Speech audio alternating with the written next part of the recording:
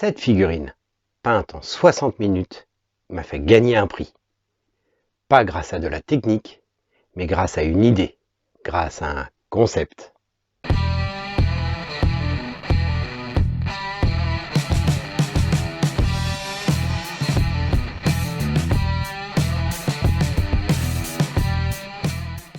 Bonjour à tous et bienvenue chez Cereal Painters. Alors aujourd'hui, on arrive bientôt vers la fin d'année. Alors pour ceux qui nous suivent depuis longtemps, vous le savez, on vous en avait déjà parlé, c'est qu'on a mis une certaine progression dans ce qu'on fait.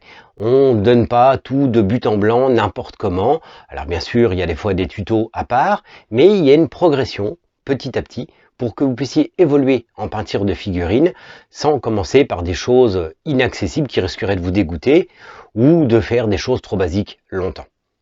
Donc l'année prochaine, on va avoir une nouvelle phase d'avancée avec beaucoup de choses comme l'OSL, le grimdark, le nœud-meneux. Mais avant ça, il me paraissait essentiel de vous parler de quelque chose de très important.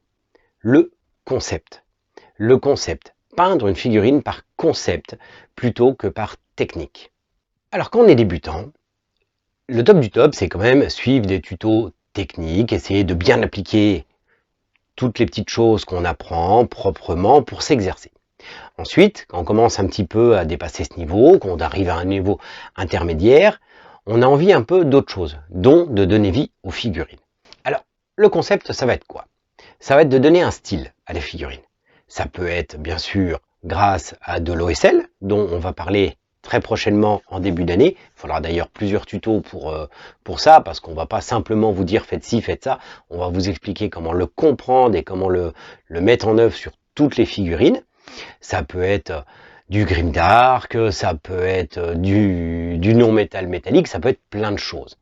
L'important, ça va être de donner quelque chose qui a du sens à la figurine, qui va pas faire forcément la plus belle figurine, celle avec les plus gros détails, avec les meilleures techniques, les meilleures dilutions, mais ça va être une figurine qui va avoir quelque chose, qui va vous faire ressentir quelque chose parce que vous lui aurez donné un style.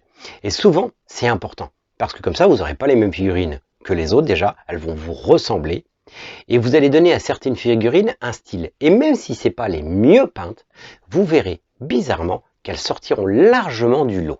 Quand je dis que ce n'est pas forcément les mieux peintes, c'est pas tout à fait vrai, on peut bien sûr pousser la peinture. Mais des fois, on ne va pas utiliser les techniques telles quelles, où on va mettre moins de couches de base, moins de scie pour donner un effet. Par exemple, voici la figurine de Farisius. C'est une figurine de chez Heroes Infinite. J'aime beaucoup les figurines de chez Heroes Infinite, ils font des très bonnes figurines. Ceux qui veulent voir pour l'abonnement, je vous le mettrai en description. En attendant, Farisius ici. J'ai donné un style en faisant de l'OSL. Je l'ai perché sur un petit monument où il se passe une invocation dedans et je lui ai donné un style d'OSL avec un éclairage maladif tout en l'imaginant en pleine nuit noire, c'est-à-dire que l'arrière va être très sombre. Je vais juste lancer un petit peu de violacé derrière pour que ce ne soit pas un noir pur. Cet effet d'OSL, cet effet d'invocation, aussi bien l'inclusion dans la scène que l'éclairage directionnel, lui a donné quelque chose en plus, quelque chose qui donne une âme à la figurine, qui donne un style. Et cette figurine-là, si on la posait sur la table au milieu de 10 Farisius très bien peints, et bien bizarrement elle sortirait du lot parce qu'elle a quelque chose, elle dégage quelque chose que des figurines très bien peintes techniquement ne dégageraient pas forcément. Cette figurine, c'est tout bête, mais je l'ai fait participer à un des concours d'Heroes Infinite qui font tous les mois et j'ai gagné un prix avec.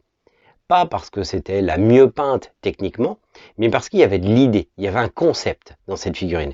Alors cette idée de concept, en ce qui concerne Farisius, c'est une idée parmi les autres, il n'y a pas que ça à faire. Mais des fois, il va falloir s'affranchir un petit peu des techniques que vous connaissez. En tout premier lieu, la théorie des couleurs. La théorie des couleurs, c'est très bien. Ça permet d'associer les choses, de donner des beaux rendus. Mais des fois, lui tout seul, c'est pas suffisant. Et des fois, ça va vous bloquer pour refaire ressortir les petites choses. Si on prend la figurine de Trailhorn, que je vous ai peint, avec son encre de toutes les couleurs. Question théorie des couleurs, pas top. J'ai mis quasiment tout le cercle dessus. Mais pour le coup, ça a du sens. Ça a du sens. ça attire le regard vers cette zone-là, c'est compréhensible. Quelque chose, quand on ne respecte pas la théorie des couleurs, ça va attirer le regard. Ça va souvent l'attirer parce que ça va donner quelque chose de vraiment pas beau et qui va agresser les yeux. C'est pour ça que ça va attirer le regard. Mais du coup, ça ne sera pas génial derrière. Tout ça pour dire qu'en m'affranchissant de la théorie des couleurs, elle va dégager quelque chose parce que au lieu d'avoir de l'encre noire ou une encre juste d'une couleur, tout de suite elle va attirer le regard et du coup ils vont se dire ça a du sens. Vous voyez comme quoi les figurines de FDA, des fois ce qu'on choisit comme thème pour peindre, c'est pas au hasard quand même, c'est pour faire d'autres vidéos derrière, c'est malin. Hein, et il y a encore plein d'autres façons de travailler comme ça. Mais pour ça, il va pas falloir hésiter à faire des choses qui sortent un peu de l'ordinaire. Pas forcément mettre 2 couches de base, si vous voulez qu'il y ait encore beaucoup de transparence. Pas forcément associer les couleurs.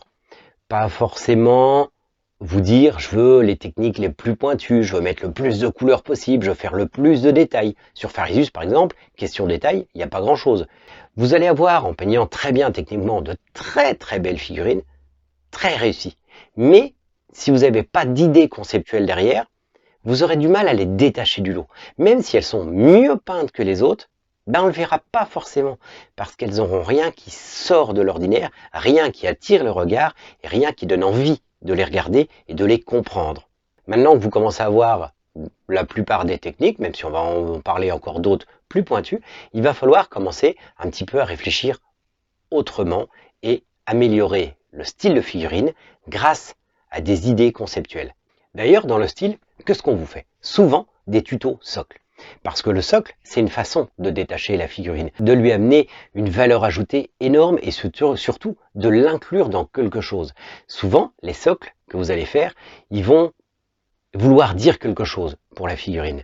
Ils vont l'emmener dans un lieu particulier, ils vont avoir du sens par rapport à la figurine, ils vont la mettre en évidence, ils vont la mettre en beauté, ils vont la mettre en valeur. Et ça va permettre de détacher. Ça fait partie de ces petites choses conceptuelles.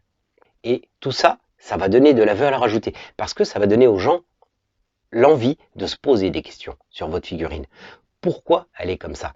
Pourquoi elle est différente? Pourquoi elle n'est pas forcément mieux peinte? Mais pourquoi il y a quelque chose qui m'attire? Et du coup, ils vont la regarder pour la comprendre. Et si vous avez voulu dire quelque chose, ben les gens vont le comprendre en regardant. Et en le regardant, en le comprenant, ça va leur faire plaisir, et à vous aussi.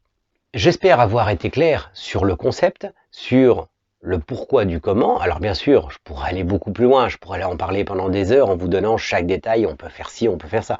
Mais là, c'est dommage. L'intérêt, c'est quand même que vous trouviez chacun votre petit concept. Cette vidéo, elle était essentielle à mettre maintenant, avant de rentrer dans la nouvelle année. Avant de parler justement d'OSL, qui va donner un plus à votre figurine, qui va lui donner quelque chose, parce que on n'est pas obligé de faire de l'OSL, on peut peindre une figurine tout à fait normalement, elle sera très belle. L'OSL qu'on va donner, OSL qui peut être tout simple ou avec un éclairage de couleur, il y a des tonnes de façons de faire, on en reparlera, va donner justement une valeur ajoutée à la figurine. Mais pour ça, il faut voir l'idée du concept. Pourquoi on va faire ça? Qu'est-ce que ça va donner? Et en quoi c'est intéressant dans la lecture de ma figurine? Est-ce que ça a de l'intérêt? Est-ce que ça veut dire quelque chose? Est-ce que ça lui donne quelque chose? Si ça lui donne rien, c'est pas la peine. Avant de conclure cette vidéo, tout d'abord, je voudrais remercier tous ceux qui nous soutiennent sur Tipeee. Merci à vous. Ceux qui voudraient nous soutenir, la description est en bas de la vidéo, n'hésitez pas. En attendant, moi je vous dis à très bientôt pour de nouvelles aventures, mais surtout pour commencer à développer un peu plus et rentrer dans une nouvelle phase avec des choses beaucoup plus compliquées et qui vont vous demander peut-être un peu plus de patience.